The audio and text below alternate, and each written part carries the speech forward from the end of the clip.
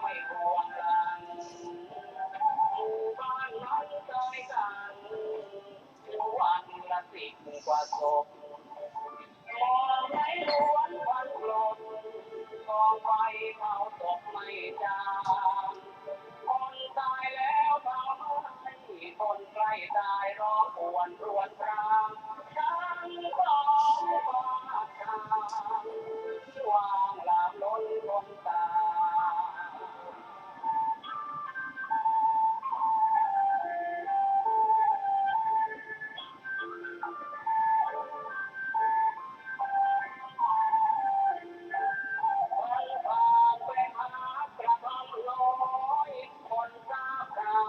ต่างทยอยรุมล้อมมาคอยพึ่งอาศัย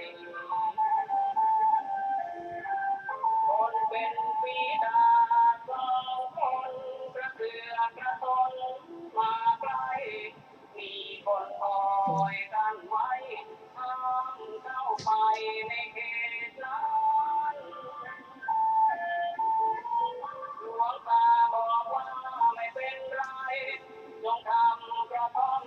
เร็วไว้ให้เขาอาศัยอยู่ด้วยกันแล้วให้ทุกคนสงบตนอย่าพลุกพล่านอย่าเฮฮาจงพากันไหว้พระสวดมนต์ทุกวันไป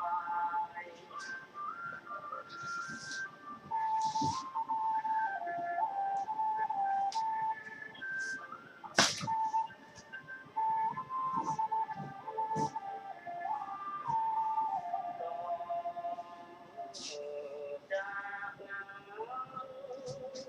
คนทั้งหมู่บ้านต่างพร้อมใจน้อมกันที่ท่านสอนให้ใส่ใจไหว้พระสวดมนต์ทุกเช้าเย็นตั้งใจทุกค่ำบำเพ็ญบูชาเช้าเย็นพระรัตนตรัย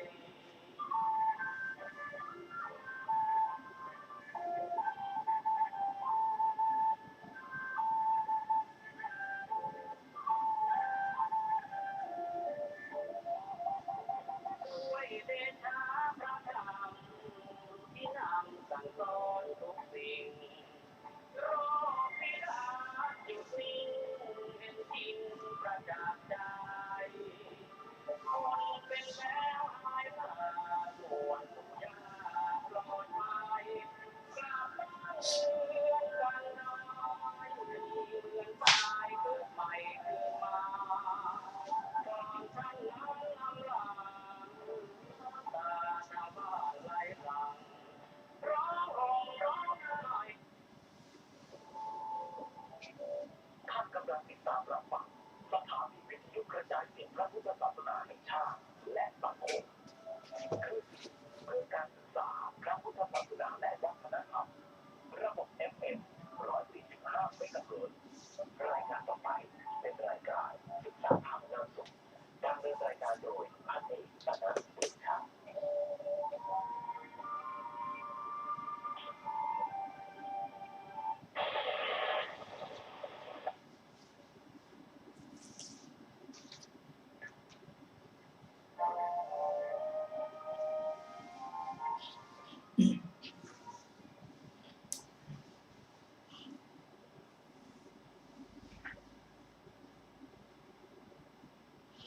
ขอนอบน้อมแด่พระผู้มีพระภาคเจ้าพระองค์นั้นซึ่งเป็นผู้ไกลจากกิเลสตรัสรู้ชอบได้โดยพระองค์เองสวัสดีครับท่านผู้ฟังที่เคารพครับท่านผู้ฟังกำลังรับฟังรายการศึกษาธรรมนำสุขมีเสนอกับท่านผู้ฟังทุกวันเสาร์ตั้งแต่เวลา 15 นาฬิกาถึง 16 นาฬิกาดำเนินรายการโดยกระผมมเนกธนัทเดชะมีอาจารย์สุรภาเดชะเป็นผู้ร่วมรายการวันนี้เราได้นำพระไตรปิฎกฉบับมมร.เล่มที่ 31มาศึกษากันในเรื่องของสัจจะสังยุต ซึ่ง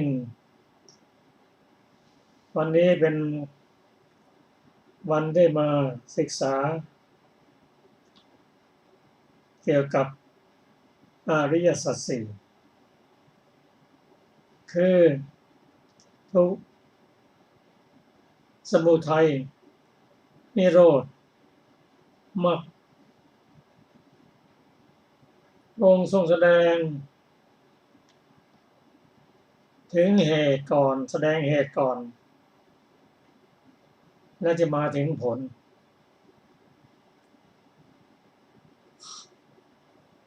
ทุกข์เป็นผลทุกข์คืออะไรคือขันธ์ห้าที่เรายึดมั่นคือร่างกายเราเนี่ยเป็นผลอันมาจากเหตุก็คือตัวตัณหาในภพก่อนนั่นนะองค์แสดงนิโรธคือความดับกิเลสไม่มีส่วนเหลือหรือนิพพาน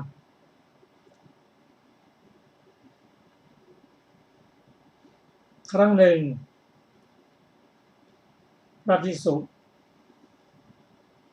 ได้เรียนถามท่านพระสารีบุตรว่า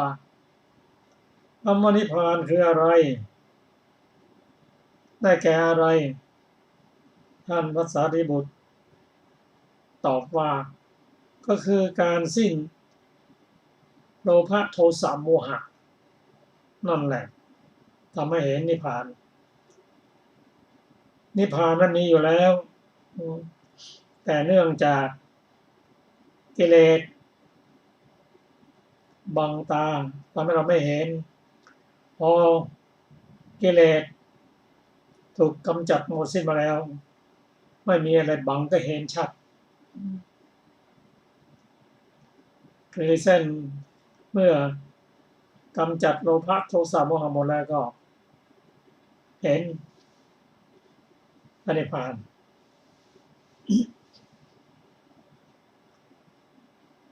นี่เป็นประการที่สามประการที่สี่นั้นก็คือมรรคหรือทางได้แก่อริยมรรคมีองค์แปดอันประกอบด้วยสัมมาทิฏฐิสัมมาสังกัปปะสัมมาวาจาสัมมากัมมันตะสัมมาอาชีวะสัมมาวายามะสัมมาสติและสัมมาสมาธิ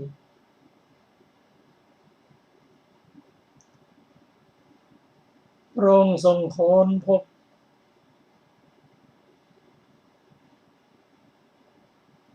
อริยสัจสี่ด้วยพระองค์เององค์สร้างบารมีมานานแสนนานเองจะได้ตรัสรู้อริยสัจสี่ถ้าพระองค์ไม่อุบัติขึ้นมาเราก็คงไม่ได้ศึกษาเพราะข้อปฏิบัติของพระองค์ที่พระองค์ตรัสรู้นั้นมาเป็นปริยัติของพวกเราก็ศึกษาปริยัติคือคำสอนของพระองค์นั่นแหละว่าจะบรรลุธรรมได้นั้น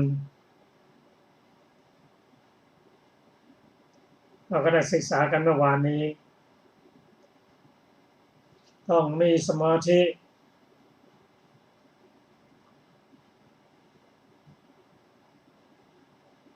ต้องเป็นผู้ที่มักน้อยสันโดษไม่คลุกคลีปรารภความเพียรเว้นจากเดรัจฉานวิชาและมีศีลที่ละเอียดเพราะศีลละเอียดนี้ศีลเป็นเครื่องเกากิเลสถ้าปฏิบัติศีลได้ละเอียดเท่าไรก็ กำจัดกิเลสได้เท่านั้น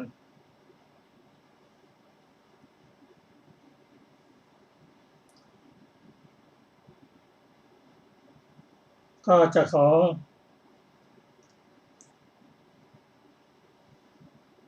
มาศึกษาร่วมกันว่าธรรมะที่พระองค์ตรัสรู้นั้นคืออริยสัจสี่นั้น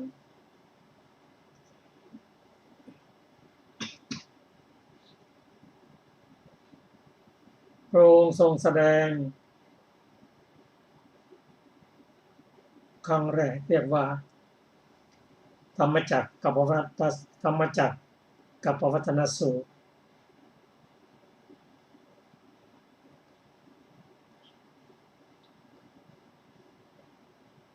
ก็สมัยนั้นพระองค์ประทับอยู่ที่ป่าอิสิปตนมฤคทายวัน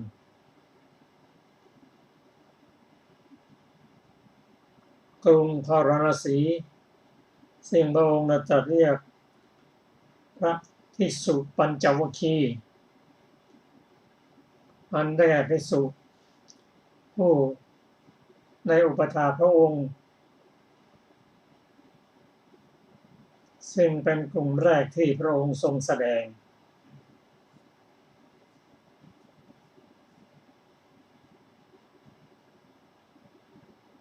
เมื่อมาเจอพระปัญจวัคคีย์นี้ประกอบด้วยพระอัญญาโกฏัญญะทันวัปปะ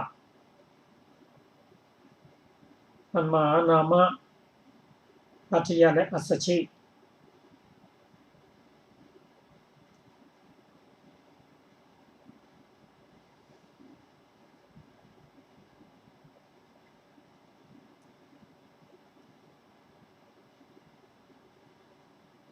ก็พระองค์จะแสดงธรรมให้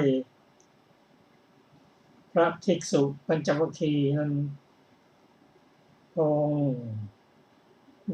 มีพระมหากรุณาธิคุณอย่างยิ่งเพราะพระภิกษุนั้นในตอนแรกนั้นพระปัญจวัคคีย์ในตอนแรกนั้นไม่ยอมรับเพราะการปฏิบัติในสมัยที่พระองค์นั้น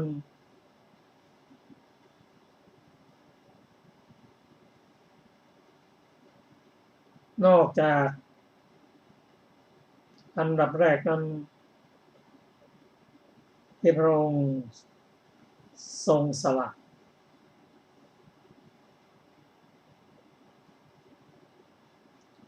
ราชสมบัติและความสุขในทางโลกที่มีพระองค์ได้รับอย่างสูงสุดในราชวังนั้นแต่พระองค์เห็นว่าให้พ้นจากทุกข์นั่นคือความสุขอันเกิดจากกาม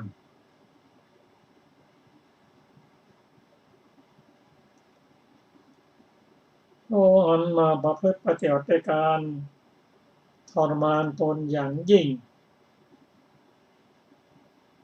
ถึงที่สุดแล้วสิ่งพระองค์ตรัสว่าใครที่จะทำได้สูงสุดก็ไม่เกินกว่านี้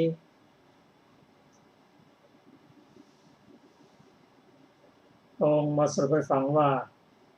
ภิกษุทั้งหลายส่วนสุดสองอย่างนี้อันบรรพชิตไม่ควรเสพคือการประกอบตนในผูกพันในกามสุขมันเป็นของเลวของชาวบ้านเป็นของปุถุชนไม่ประเสริฐไม่ประกอบด้วยประโยชน์หนึ่งอีกประการหนึ่งการประกอบความลำบากให้แก่ตนเป็นทุกข์ไม่ประกอบด้วยประโยชน์หนึ่ง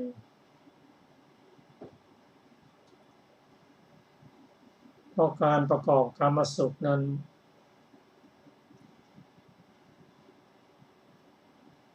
ก็คือตัวสมุทัยนั่นเองตัวโลภะตัวสมุทัย อันเป็นต้นเหตุที่ทำให้มัตตะไม่รู้จักจบสักสิ้นส่วนการทรมานตนนั้นเป็นเรื่องค่อนไปทางโทสะถ้าเป็นสองอย่างนี้ก็ไม่ใช่โลภะไม่ใช่โทสะอยู่กลางๆแล้ว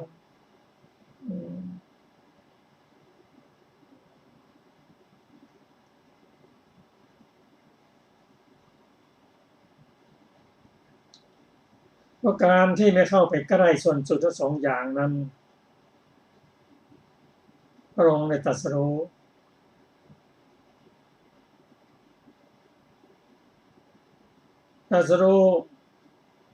แล้วกระทำจักษุกระทำญาณย่อมเป็นไปเพื่อความสงบเพื่อความรู้ยิ่งเพื่อความตรัสรู้เพื่อนิพพาน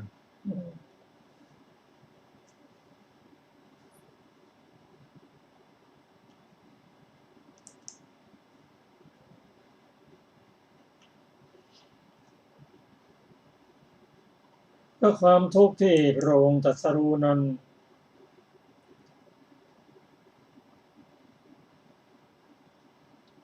ซึ่งเราได้ศึกษากัน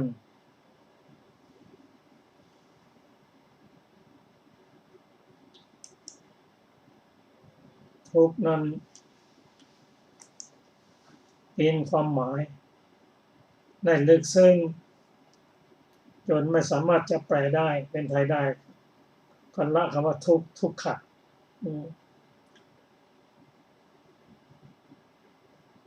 ได้แก่ความเกิดก็เป็นทุกข์ความแก่ความเจ็บไข้ความตายก็เป็นทุกข์ก็เป็นสิ่งที่เห็นกันทุกวันแต่รู้ยากเพราะปัญญายังไม่เฉียดคมพอ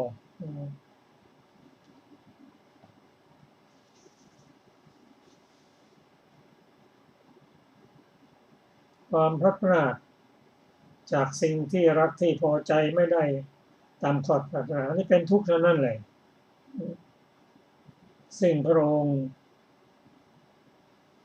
ทรงตรัสรู้โดยพระองค์เองว่านี่ทุกข์อริยสัจซึ่งไม่เคยได้ยินมาก่อน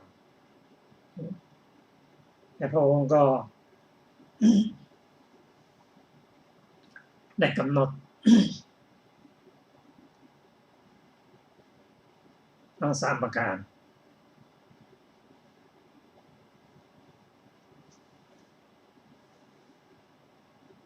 เรียกว่าปัญญาสามคือสัจจญาณเป็นความสัจว่านิทุกข์กิจญาณกำหนดแล้วกิจญาณกำหนดกตญาณกำหนดแล้วทั้งสมุทัยก็เช่นเดียวกันทุกคนกำหนดรู้สมุทัยความกำจัดก็กำจัดแล้ว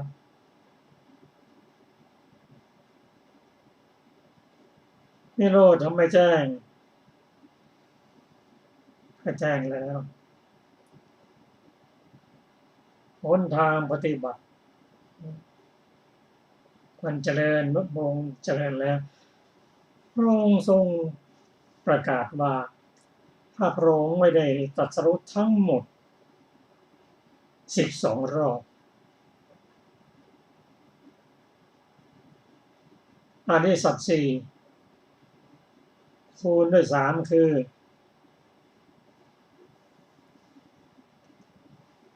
สัจจญาณกิจญาณและกัตตญาณพระองค์ไม่รู้เป็นไรพระองค์ไม่ประกาศ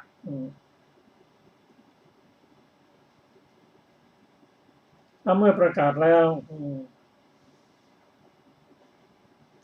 ผู้ที่ได้พ้นทุกข์ก็คือปัญญาโคทัญญะ เป็นรูปแรก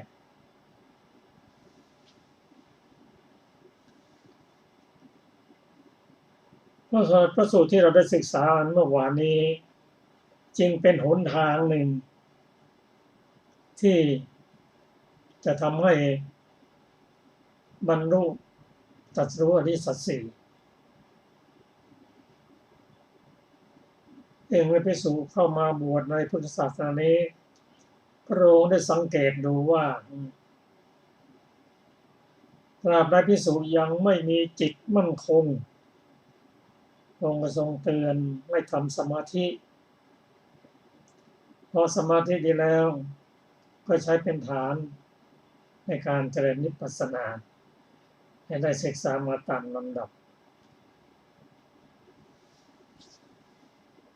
วันนี้เราก็มาศึกษากันต่อนะมาใช้อาจารย์สุรภาสวัสดีค่ะท่านผู้ฟังที่เคารพทุกท่านวันนี้เราจะเริ่มต้นด้วยทุติยตถาคตสูตรจักษุญาณปัญญาวิชาแสงสว่างเกิดแก่พระตถาคตดูก่อนภิกษุทั้งหลายจักษุญาณปัญญาวิชาแสงสว่างได้เกิดขึ้นแก่พระตถาคตทั้งหลายในธรรมที่ไม่เคยได้ฟังมาก่อนว่านี้ทุกขอริยสัจจนถึงทุกขอริยสัจนั้นควรกำหนดรู้จนถึงทุกขอริยสัจนั้นพระตถาคตทั้งหลายกำหนดรู้แล้วดูก่อนภิกษุทั้งหลายจักษุญาณปัญญาวิชาแสงสว่างได้เกิดขึ้นแก่พระตถาคตทั้งหลายในธรรมที่ไม่เคยได้ฟังมาก่อนว่านี้ทุกขสมุทัยอริยสัจจนถึงทุกขสมุทัยอริยสัจนั้นควรละทุกขอริยสัจนั้นพระตถาคตทั้งหลายละได้แล้วดูก่อนภิกษุทั้งหลายจักษุญาณปัญญาวิชาแสงสว่างได้เกิดขึ้นแก่พระตถาคตทั้งหลายในธรรมที่ไม่เคยได้ฟังมาก่อนว่านี้ทุกขนิโรธอริยสัจจนถึง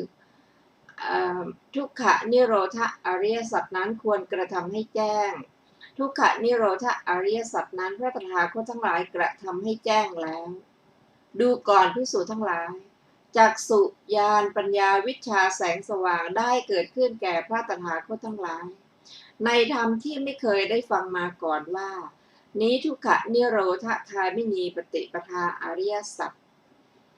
ทุกขนิโรธคามินีปฏิปทาอริยสัจนั้นควรเจริญจักษุญาณปัญญาวิชาแสงสว่างได้เกิดขึ้นแก่พระตถาคตทั้งหลายในธรรมที่ไม่เคยได้ฟังมาก่อนว่าทุกขนิโรธคามินีปฏิปทาอริยสัจนั้นพระตถาคตทั้งหลายเจริญแล้วจบทุติยตถาคตสูตรที่สองต่อไปเป็นขันธสูตรว่าด้วยอริยสัจสี่ดูก่อนภิกษุทั้งหลายอริยสัจสี่เหล่านี้อริยสัจสี่เป็นไฉนคือทุกขอริยสัจทุกขอริยสมุทัยอริยสัจทุกขนิโรธอริยสัจทุกขนิโรธคามินีปฏิปทาอริยสัจดูก่อนภิกษุทั้งหลายก็ทุกขอริยสัจเป็นไฉนควรจะกล่าวได้ว่าอุปาทานขันธ์ห้าอุปทานขันธ์ห้าเป็นไฉนได้แก่อุปทานขันธ์คือรูปอุปาทานขันธ์คือเวทนาอุปาทานขันธ์คือสัญญาอุปาทานขันธ์คือสังขารอุปาทานขันธ์คือวิญญาณนี้เรียกว่าทุกขอริยสัจก็ทุกขสมุทัยอริยสัจเป็นไฉนตัณหาอันทำให้มีภพใหม่ประกอบด้วยความกำหนัดด้วยอำนาจความพอใจเพลิดเพลินยิ่งนักในอารมณ์นั้นๆได้แก่กามตัณหาภวตัณหาวิภวตัณหานี้เรียกว่าทุกขสมุทัยอริยสัจก็ทุกขนิโรธอริยสัจเป็นไฉนความดับด้วยการสำรอกโดยไม่เหลือแห่งตัณหานั่นแหละความสละความวางความปล่อยความไม่อาลัยตัณหานี้เรียกว่าทุกขนิโรธอริยสัจก็ทุกขนิโรธคามินีปฏิปทาอริยสัจเป็นไฉน อริยมรรคอันประกอบด้วยองค์8นี้แหละคือสัมมาทิฏฐิจนถึงสัมมาสมาธินี้เรียกว่าทุกขนิโรธคามินีปฏิปทาอริยสัจดูก่อนภิกษุทั้งหลายอริยสัจสี่เหล่านี้แลเพราะเหตุนั้นแหละเธอทั้งหลายพึงกระทำความเพียรเพื่อรู้ตามความเป็นจริงว่านี้ทุกจนถึงนี้ทุกขนิโรธคามินีปฏิปทาจบคันธสูตรที่3 ต่อไปเป็นอายตนะสูตรว่าด้วยอริยสัจสี่ดูก่อนภิกษุทั้งหลายอริยสัจสี่เหล่านี้อริยสัจสี่เป็นไฉนคือทุกขอริยสัจทุกขสมุทัยอริยสัจทุกขนิโรธอริยสัจทุกขนิโรธคามินีปฏิปทาอริยสัจดูก่อนภิกษุทั้งหลายก็ทุกขอริยสัจเป็นไฉนควรจะกล่าวว่าอายตนะภายใน6อายตนะภายนอก6ภายใน6เป็นไฉนคืออายตนะคือตาจนถึงอายตนะคือใจนี้เรียกว่าทุกขอริยสัจก็ทุกขสมุทัยอริยสัจเป็นไฉนตัณหาอันทำให้มีภพใหม่ประกอบด้วยความกำหนัดด้วยอำนาจความพอใจเพลิดเพลินยิ่งนักในอารมณ์นั้นๆได้แก่กามตัณหาภวตัณหาวิภวตัณหานี้เรียกว่าทุกขสมุทัยอริยสัจก็ทุกขนิโรธอริยสัจเป็นไฉนความดับด้วยการสำรอกโดยไม่เหลือแห่งตัณหานั่นแหละความสละความวางความปล่อยความไม่อาลัยตัณหานั้นนี้เรียกว่าทุกขนิโรธอริยสัจก็ทุกขนิโรธคามินีปฏิปทาอริยสัจเป็นไฉนอริยมรรคอันประกอบด้วยองค์8นี้แหละคือสัมมาทิฏฐิจนถึงสัมมาสมาธินี้เรียกว่าทุกขนิโรธคามินีปฏิปทาอริยสัจดูก่อนภิกษุทั้งหลายอริยสัจสี่เหล่านี้แลเพราะเหตุนั้นแหละเธอทั้งหลายพึงกระทำความเพียรเพื่อรู้ตามความเป็นจริงว่านี้ทุกจนถึงนี้ทุกขนิโรธคามินีปฏิปทาจบอายตนะสูตรที่4ต่อไปเป็นปฐมธารณสูตรว่าด้วยการทรงจำอริยสัจสี่ดูก่อนภิกษุทั้งหลายเธอทั้งหลายจงทรงจำอริยสัจสี่ที่เราแสดงแล้วไว้เถิดเมื่อพระผู้มีพระภาคเจ้าตรัสอย่างนี้แล้วภิกษุรูปหนึ่งได้กราบทูลว่าข้าแต่พระองค์ผู้เจริญข้าพระองค์ทรงจำซึ่งอริยสัจที่พระผู้มีพระภาคเจ้าทรงแสดงแล้วพระผู้มีพระภาคเจ้าดูก่อนภิกษุเธอทรงจำอริยสัจสี่ที่เราแสดงแล้วอย่างไรภิกษุตอบว่าข้าแต่พระองค์ผู้เจริญข้าพระองค์ทรงจำทุกขอริยสัจเป็นข้อที่1ทุกขสมุทัยอริยสัจเป็นข้อที่2ทุกขนิโรธอริยสัจเป็นข้อที่3ทุกขนิโรธคามินีปฏิปทาอริยสัจเป็นข้อที่4ที่พระผู้มีพระภาคเจ้าทรงแสดงแล้วข้าแต่พระองค์ผู้เจริญข้าพระองค์ทรงจำอริยสัจที่พระผู้มีพระภาคเจ้าทรงแสดงแล้วอย่างนี้แลพระผู้มีพระภาคเจ้าตรัสว่าดูก่อนภิกษุดีละเธอทรงจำอริยสัจสี่ที่เราแสดงแล้วได้ถูกต้องเราแสดงทุกขอริยสัจเป็นข้อที่1เธอทรงจำได้เราแสดงทุกขสมุทัยอริยสัจเป็นข้อที่2เธอก็ทรงจำได้เราแสดงทุกขนิโรธอริยสัจเป็นข้อที่3เธอก็ทรงจำได้เราแสดงทุกขนิโรธคามินีปฏิปทาอริยสัจเป็นข้อที่4เธอก็ทรงจำได้เธอจงทรงจำอริยสัจสี่ที่เราแสดงแล้วอย่างนี้แลดูก่อนภิกษุเพราะฉะนั้นแหละเธอพึงกระทำความเพียรเพื่อรู้ตามความเป็นจริงว่านี้ทุกจนถึงนี้ทุกขนิโรธคามินีปฏิปทาจบปฐมธารณสูตรที่5ต่อไปเป็นทุติยธารณสูตรว่าด้วยการทรงจำอริยสัจ4อย่างถูกต้องดูก่อนภิกษุทั้งหลายเธอทั้งหลายจงทรงจำอริยสัจ4ที่เราแสดงไว้แล้วเถิด เมื่อพระผู้มีพระภาคเจ้าตรัสอย่างนี้แล้วภิกษุรูปหนึ่งได้กราบทูลว่าข้าแต่พระองค์ผู้เจริญข้าพระองค์ทรงจำได้ซึ่งอริยสัจสี่ที่พระผู้มีพระภาคเจ้าทรงแสดงแล้วพระผู้มีพระภาคเจ้าดูก่อนภิกษุเธอทรงจำอริยสัจสี่ที่เราแสดงแล้วได้อย่างไรภิกษุตอบว่าข้าแต่พระองค์ผู้เจริญข้าพระองค์ทรงจำทุกขอริยสัจเป็นข้อที่หนึ่งที่พระผู้มีพระภาคเจ้าทรงแสดงแล้วก็สมณะหรือพราหมณ์ผู้ใดผู้หนึ่งจะพึงกล่าวอย่างนี้ว่านี้ไม่ใช่ทุกขอริยสัจข้อที่หนึ่งที่พระสมณโคดมทรงแสดงไว้เราจักบอกเลิกทุกอริยสัจข้อที่หนึ่งนั้นเสียแล้วบัญญัติทุกขอริยสัจข้อที่หนึ่งอย่างอื่นใหม่ข้อนี้มิใช่ฐานะที่จะมีได้จนถึงข้าพระองค์ทรงจำทุกขนิโรธคามินีปฏิปทาอริยสัจเป็นข้อที่สี่ที่พระผู้มีพระภาคเจ้าทรงแสดงแล้วก็สมณะหรือพราหมณ์ผู้ใดผู้หนึ่งจะพึงกล่าวอย่างนี้ว่านี้ไม่ใช่ทุกขนิโรธคามินีปฏิปทาอริยสัจข้อที่สี่ที่พระสมณโคดมทรงแสดงไว้เราจักบอกเลิกทุกขนิโรธคามินีปฏิปทาอริยสัจข้อที่สี่นั้นเสียและบัญญัติทุกขนิโรธคามินีปฏิปทาอริยสัจที่สี่อย่างอื่นใหม่ข้อนี้ไม่ใช่ฐานะที่จะมีได้ข้าแต่พระองค์ผู้เจริญข้าพระองค์ทรงจำอริยสัจสี่ที่พระผู้มีพระภาคเจ้าทรงแสดงแล้วอย่างนี้แล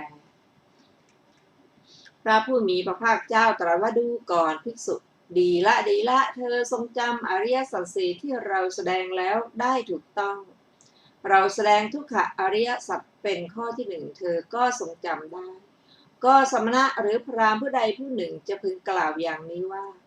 นี้ไม่ใช่ทุกขอริยสัจข้อที่หนึ่งที่พระสมณโคดมทรงแสดงไว้เราจักบอกเลิกทุกอริยสัจข้อที่หนึ่งนั้นเสียและบัญญัติทุกขอริยสัจข้อที่หนึ่งอย่างอื่นใหม่ข้อนี้ไม่ใช่ฐานะที่จะมีได้และข้อความอื่นๆเราแสดงทุกขนิโรธคามินีปฏิปทาอริยสัจเป็นข้อที่สี่เธอก็ทรงจำได้ก็สมณะหรือพราหมณ์ผู้ใดผู้หนึ่งจะพึงกล่าวอย่างนี้ว่านี้ไม่ใช่ทุกขนิโรธคามินีปฏิปทาอริยสัจข้อที่สี่ที่พระสมณโคดมทรงแสดงไว้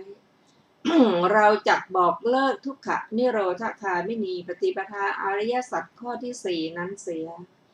และบัญญัติทุกขนิโรธคามินีปฏิปทาอริยสัจข้อที่สี่อย่างอื่นใหม่ข้อนี้ไม่ใช่ฐานะที่จะมีได้ เธอจงทรงจำอริยสัจสี่ที่เราแสดงแล้วอย่างนี้แล